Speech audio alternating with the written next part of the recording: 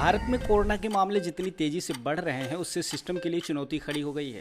ICMR की एक नई स्टडी ने चिंता और बढ़ा दी है। दरअसल आईसीएमआर है कि देश में कोरोना वायरस के मामले अक्टूबर माह की शुरुआत तक बढ़ते रहेंगे।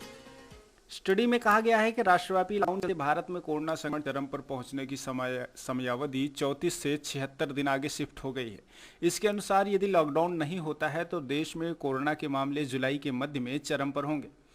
आईसीएमआर यानी Indian Council of Medical Research ने पीजीआई चंडीगढ़ और नेशनल कोविड-19 task force operation research group के साथ मिलकर ये स्टडी की है। स्टडी का कहना है कि भारत में लॉकडाउन के बाद से इकोनॉमी फिर से शुरू करने की कोशिश हो रही है, लेकिन ऐसे में मुंबई, दिल्ली और चेन्नई में कोरोना के मामले बहुत तेज़ी से बढ़ रहे हैं।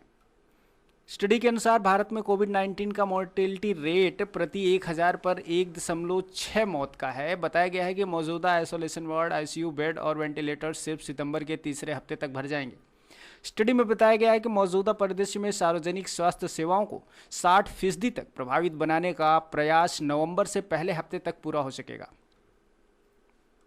कोरोना के बढ़ते मामलों के बीच स्वास्थ्य विशेषज्ञों की चिंता इस बात को लेकर है कि दिल्ली, मुंबई जैसी जगहों पर पहले से ही अस्पताल कोरोना मरीजों से भर चुके हैं और अब ये बेड और वेंटिलेटर्स की कमी से जूझ रहे हैं।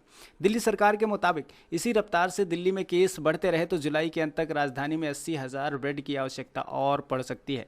दिल्ली में जून के अंत तक ही करीब 1 लाख कोरोना मरीज हो जाएंगे और उसे 15,000 बेड की जरूरत पड़ेगी। रविवार को केंद्रीय गृह मंत्री अमित शाह ने इस संबंध में दिल्ली सीएम केजरीवाल, अनिल बैजल और केंद्रीय स्वास्थ्य मंत्री हर्षवर्धन के साथ बैठक भी की। इस बैठक के बाद अमित शाह ने कहा कि दिल्ली में टेस्टिंग की संख्या बढ़ाई जाएगी और कंटेनमेंट जोन के हर पोलिंग बूथ पर टेस्टिंग की सुविधा दी जाएगी। केंद्र ने दिल्ली में बेड की कमी को दूर करने के लिए 500 रेल कोच देने का भी ऐलान किया है, जिसमें मरीजों को आइसोलेट कर उनका इलाज किया जा सकेगा। ब्यूरो रिपोर्ट, ई रेडियो इंडिया, नई दिल्ली।